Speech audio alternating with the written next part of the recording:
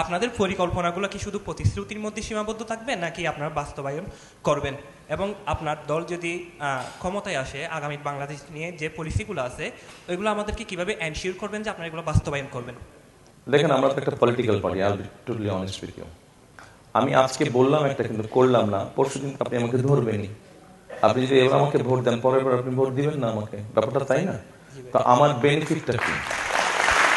আপনাকে আমি আমি ব্যাপারটাকে দেখি এইভাবে, মানে একজন মানুষ হিসেবে আমি ব্যাপারটাকে দেখি এইভাবে।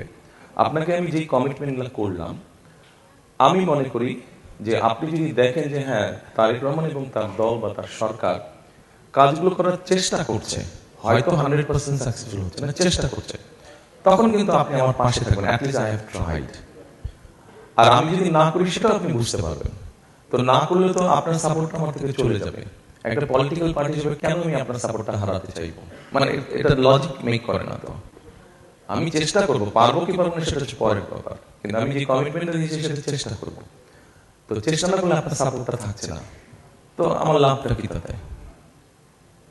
বোঝাতে পেরেছি আমি? সিম্পল ব্যাপারটা, আমার লাভটা কি তাতে?